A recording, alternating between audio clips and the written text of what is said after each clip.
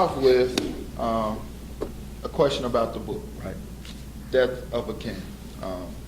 In reading the book, it appears that you were really driving at sort of revealing some of the frailties and human elements of Dr. King as he faced, really a lot of dangers and challenges in his chosen walk of life.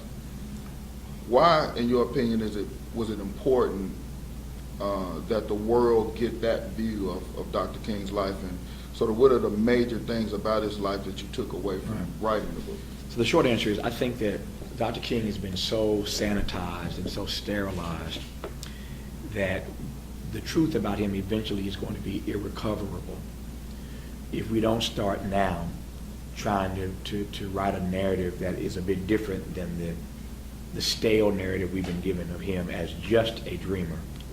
The truth of the matter is that in the last year of his life, Dr. King had to navigate the darkest and most difficult days of his existence. Whether we're talking about you or me or anybody watching or listening, I think we come to know who we are in the dark and difficult days of our lives.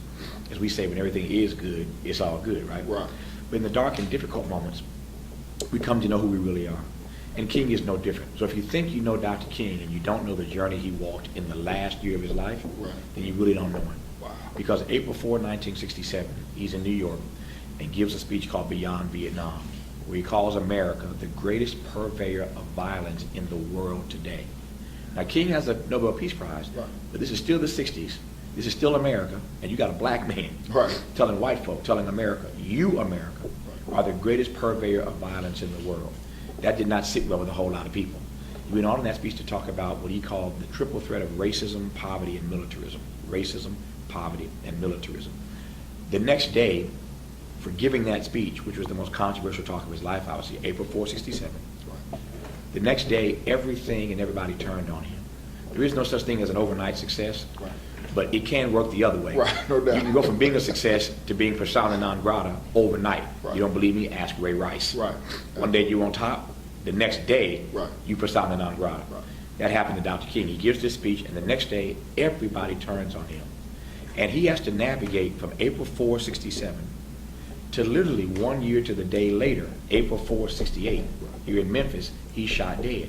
So the book looks at literally the last 12 months of his life to the day and tries to ascertain what kind of man is he really, how is he navigating this period where everybody and everything has turned against him, and what are the lessons that we need to take away from what Dr. King had to endure in the last year of his life.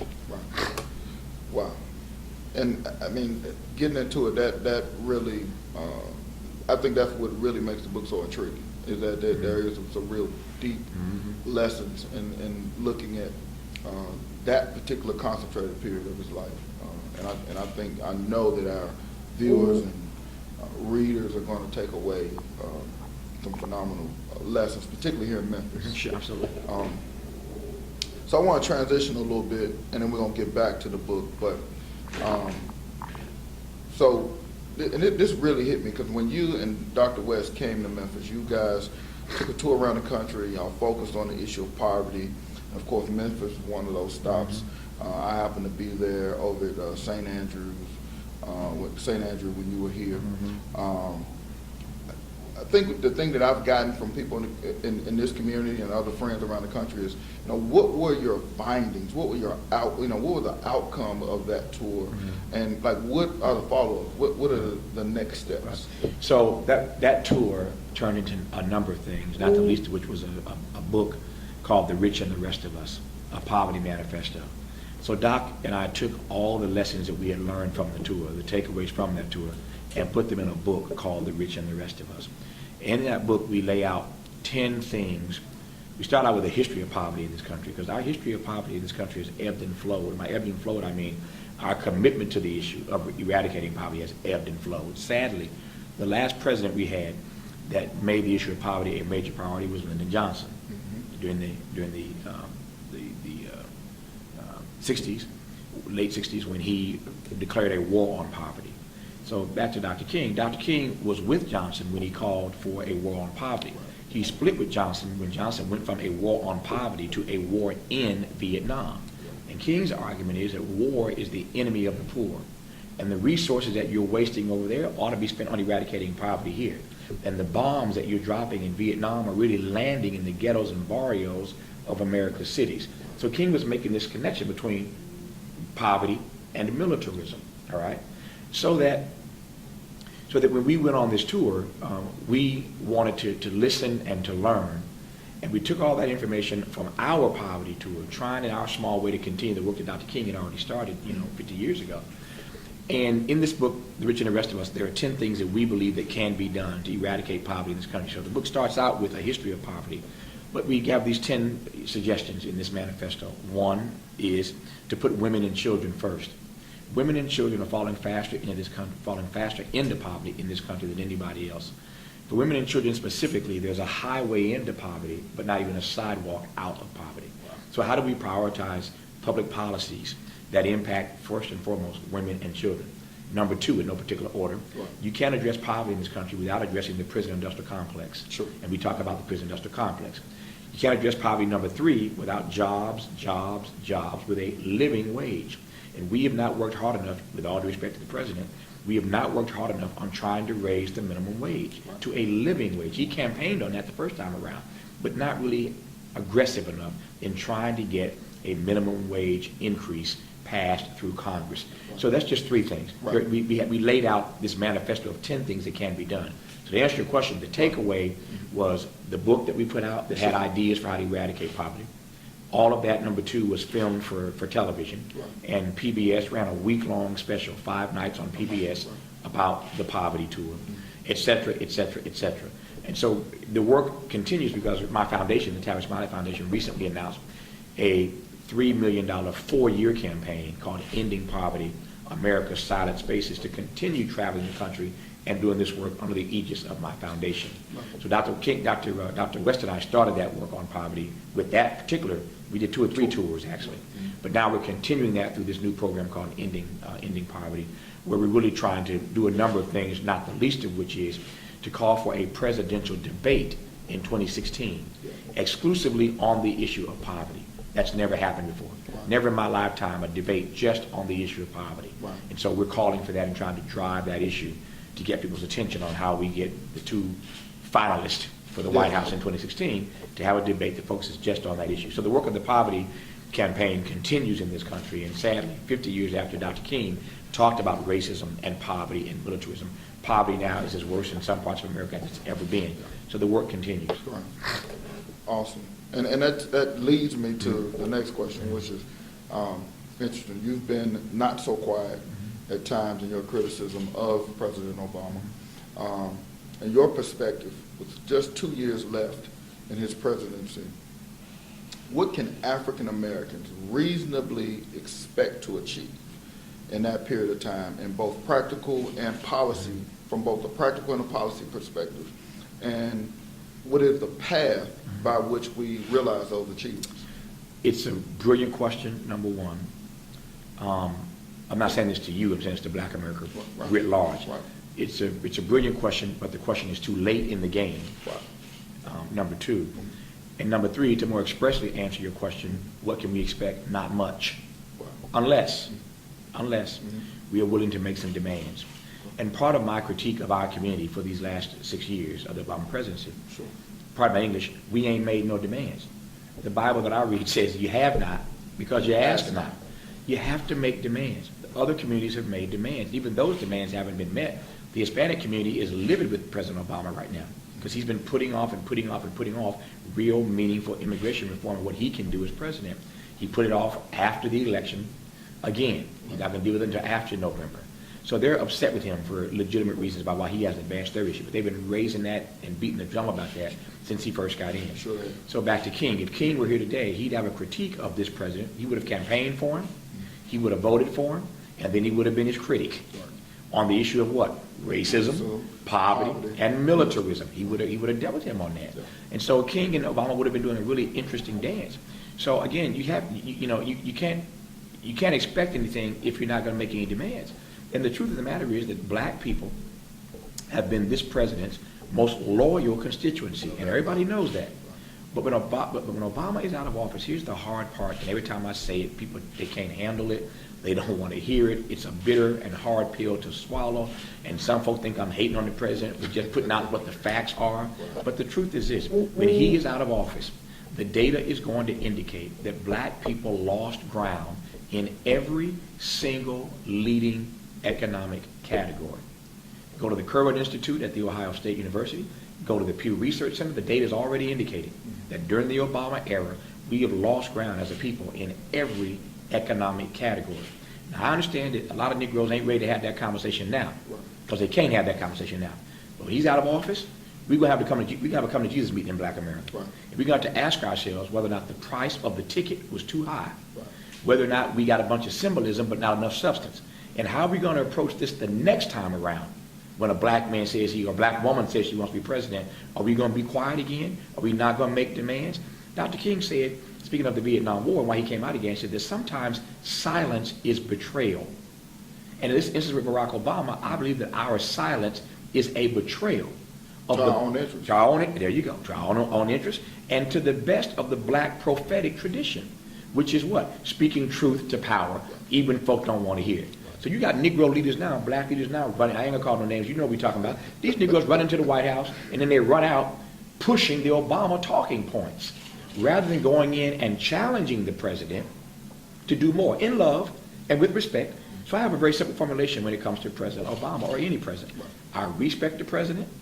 I will protect the president, because this brother has been subject to some vicious, racist, white supremacist attacks. Right. No doubt about it. Right. I will respect him, I will protect him, but I will correct him when I think he's wrong. Right. And that's how you treat a president. Right. Question in relation to that, because you brought it up in terms of sort of the attacks that he's been subjected to, and in that unique position as being the first. Sure.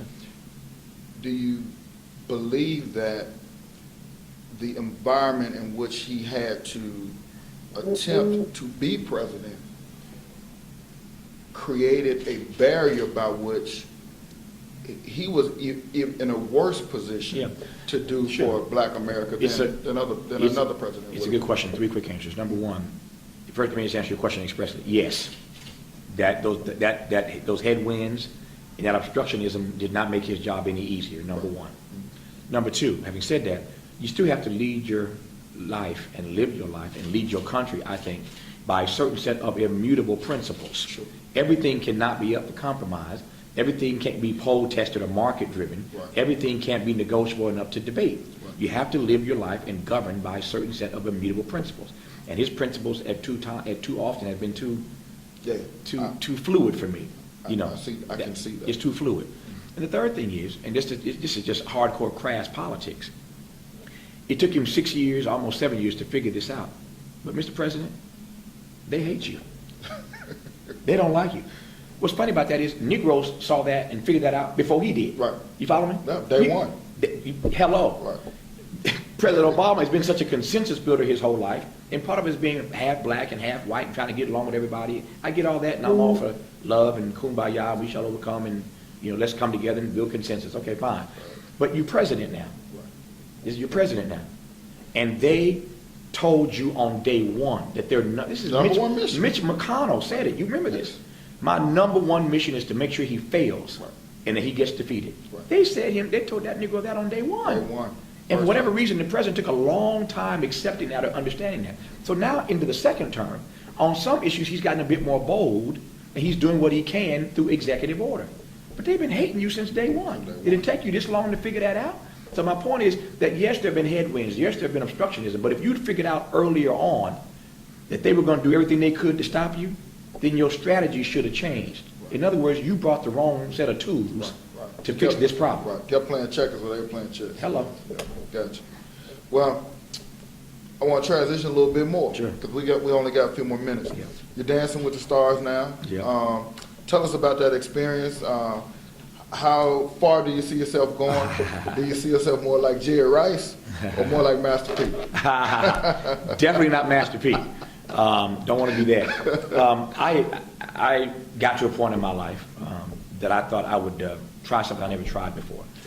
Most celebrities in LA, everybody I know is fighting to try to get on this show. Right. I mean, you'd be amazed at stories I could tell you about celebrities whose agents and lawyers and managers are fighting and begging and doing everything they can to get their client on the show. Because if you got 20 million people watching you, that's a good way to get exposure and maybe get your career back on track or whatever it might be. Right. That's not my interest. Right. They asked me 3 times to do this, and 3 times I told them no. Wow. I was approaching a milestone birthday, and while approaching a milestone birthday, I decided that, you know what, I'm going to do something that I've never done before. Right. Try something a little different. And so I agreed to do it. The first week we survived. Did the foxtrot the first week. The second week we're doing the cha-cha-cha. So I'm learning stuff I've never learned before, having some fun. My feet are hurting, but I'm enjoying the experience. And what's really interesting for me, and it's actually delightful, is that the fans are really enjoying it. Yes. We live in whether I like it or not, I have to accept the fact that we live in a 24/7 media culture. Right. I mean, people see you every day Right. on TV and hear you every day on radio and buy your books and come see you speak and all that. They respect the work that you do. They respect you as a person, and they want to get to know more of Right. you. Person. Exactly. Right. Now, I can't give all of myself, and I'm Right. never going to do that. Right. But I can't begin to tell you the emails, the faxes, the phone calls, the tweets, the Facebook postings. People are just having a good time, Yeah. living sort of vicariously through me on Right. this dance floor. And I think part of it is if Tavis can do this, maybe there's something in my life Right. Right. that I can get out of my box and attempt to do. So in that regard, it's bringing joy to people. And at the end of the day, even if I make a fool of myself, which I don't intend to, Right. if you're bringing joy to other people, that ain't the worst thing in the world. Right. Well, you're saying you're spending 4 to 6 hours 4 rehearsing. to 6 hours a day rehearsing in the So- midst of a book tour. So Yes. it's good. Phenomenal. Last question. Last question. After writing reflecting on the life of Dr. King in this book, who was a prominent figure in the history of the world, and certainly of black folks, have you given thought about how you would like to be remembered in the history in general, and certainly in the history and the perspective of black history? Very simple. I want to do the best I can with what I have right where I am and be thoroughly used up when my time comes. I don't want to have any part of my gift or skill or talent that I've been blessed to house in this shell of a body. I don't want any of that to not be thoroughly used up. So my goal every day is to do the best I can with what I have, wherever I am. And when that time comes, which I hope is no time soon, I've got more work I want to get done, I want to be thoroughly used up. Dr. King said that it's not about how long you live, but how well you live. He said that you have no control over when you die or where you die or how you die. The only thing you control is what you die for. And so I've taken that to mean that it's better to live for a cause than just because. And my cause is trying to make the world safe for the legacy of Dr. King. And that legacy for me is about justice for all, service to others, and a love that liberates people. That's what leadership is all about, loving and serving people. You can't lead people if you don't love them. Right. You can't save people if you don't serve them. Leadership is about loving and serving people, and that's all I'm trying to do in my small little way. Wow. Great way to Thank you, man. end that. Thank Appreciate you, brother. Bernal. Yes, sir. Wonderful.